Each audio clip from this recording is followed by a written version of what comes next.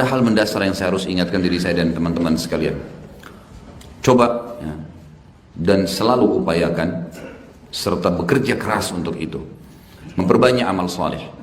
Isi semua kantong-kantong kesempatan untuk beramal soleh dan jangan sia-siakan. Jangan hanya tahu menonton teman atau orang di sekitar kita panen pahala. Sementara kita tinggal diam dan hanya tahu memuji orang lain. Saya kasih contoh. Kalau seandainya ada dua orang, si A sama si B, lagi jalan naik mobil. Si A pemilik mobil, si B orang yang numpang.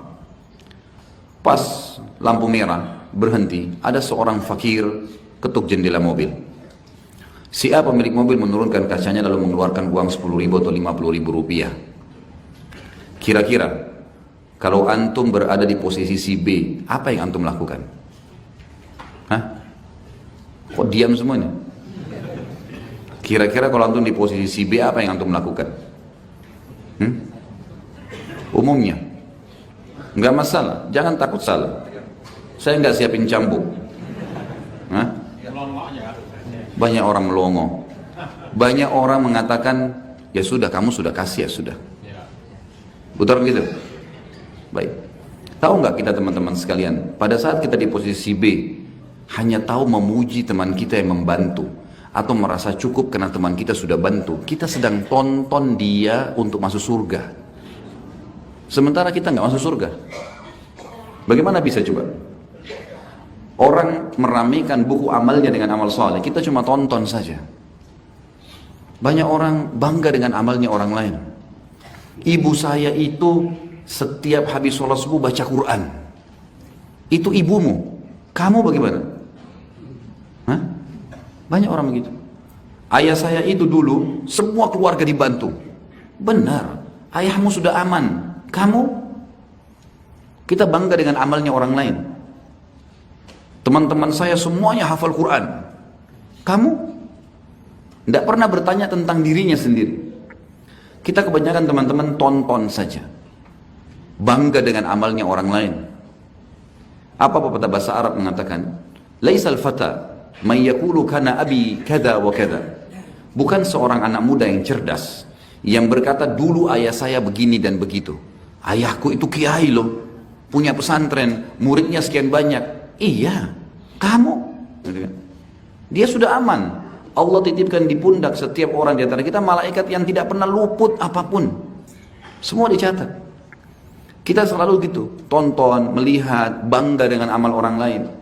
Lalu pepatah ini mengatakan walakinnal fata may yaqulu ha ana dza. Tapi anak muda yang cerdas yang berkata pada dirinya dan Tuhannya Allah, ini loh saya.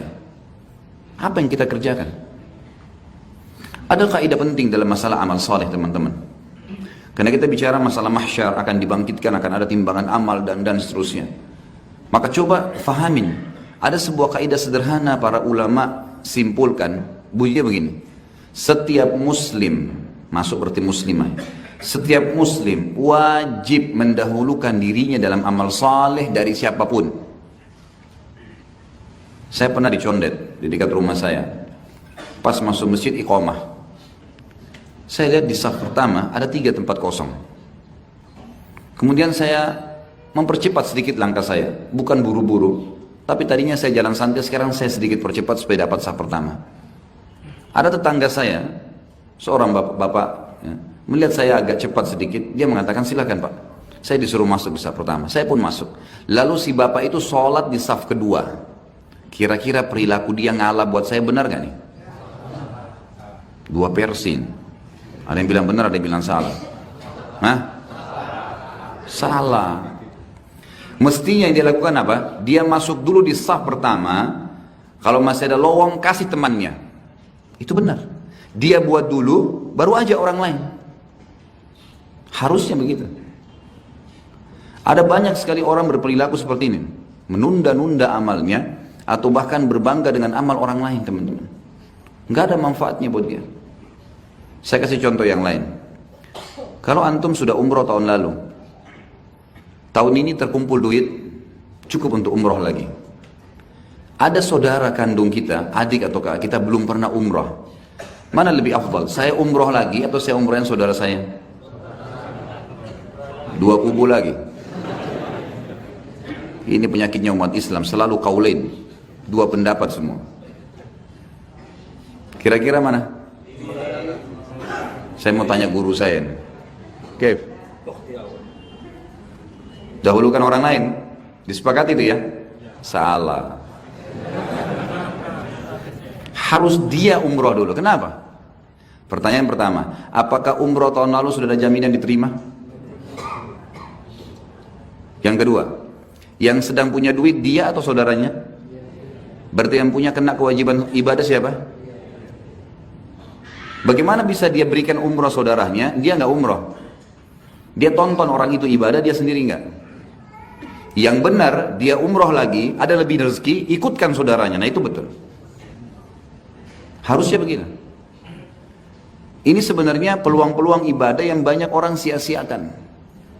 Dia tidak ikutkan dirinya di ibadah-ibadah itu, padahal sebenarnya dia lebih membutuhkan.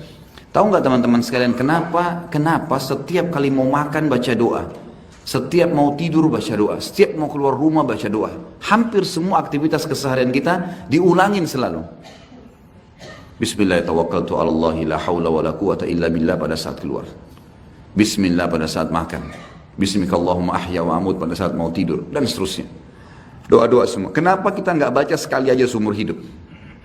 Ada yang punya jawaban? Hah? Semua sebanyak ini nggak ada punya jawaban? Masya Allah.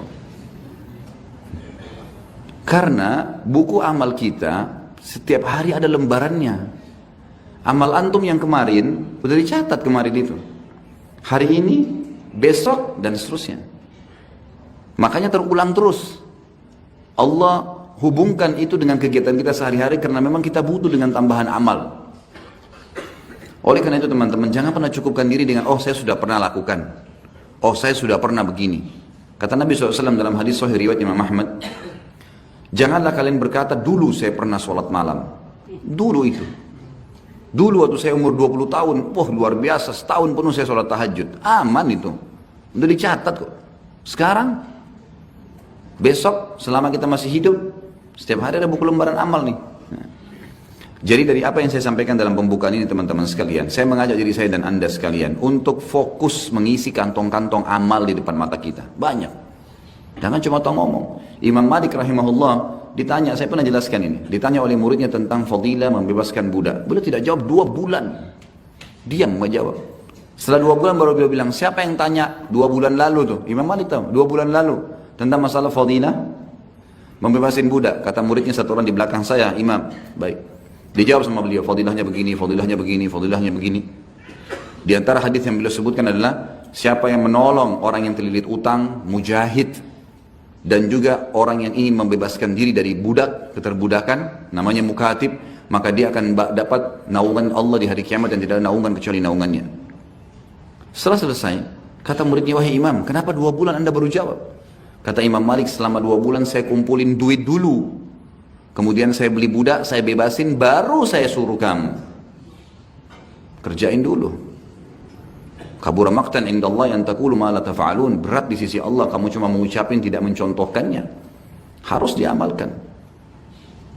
Jadi kalau nanti semobil sama teman, ada fakir miskin lewat, rebut sebanyak mungkin pahala.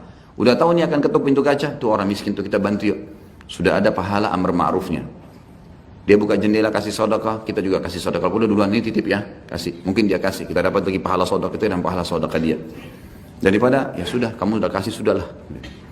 Terus menerus tonton orang berbuat baik, nggak ada gunanya. Kadang-kadang ada ikhwah gitu, pergi pengajian. Seringkali diingatkan sama temannya, hari Selasa ada taklim tuh di Al-Fatah. Dia bergantung sama temannya, tunggu diingatkan. Kalau temannya lupa ingatkan, kenapa ente nggak ingatin? Gitu. Jadi dia menggantungkan temannya supaya panen pahala. Kenapa bukan dibalik, antum yang undang dia? Bergantung, sudah gitu dia tidak datang menjadi salahin lagi temannya. Kenapa ente nggak hubungin anak gitu? Ini dalam bahasa Arab dikatakan akhashafan wa su'akila. Jadi orang Arab dulu punya sebuah pepatah, kalau ada penjual kurma, dia taruh di depan kurmanya bagus. Di dalam kurmanya buruk. Pada saat dibungkusin orang, kurma yang buruk nih yang kering dikasih orang. Kemudian pada saat ditimbang, timbangannya kurang lagi. Jadi 2 keburukan. udah menipu kurmanya nggak bagus, tambah lagi timbangannya kurang. Maka keluarlah pepatah bahasa Arab, akhashafan, apakah sudah kurma kering, wasu akila, tambah lagi dengan timbangan yang buruk. Ini tadi sudah tidak hadir di majelis ilmu, salahin lagi temannya. Gitu.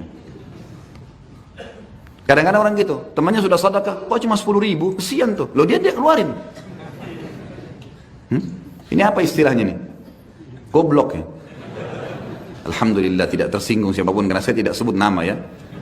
Tapi kalau antum ingat Ustaz Khalid bilang goblok nih, akhirnya tidak mau lagi kalau tidak nyumbang. Harusnya begitu. Baik, berbicara masalah hari kiamat teman-teman sekalian, penentuan tentang apapun di hari kiamat itu ada di sekarang, di tangan antum sekarang. Mumpung kita masih hidup, ini penentuannya sekarang. Dan tidak bisa lagi, sulit untuk diperbaikin nih. Semua yang kita lakukan di sini kita akan panen di sana. Maka maksimalkan apa yang akan kita panen.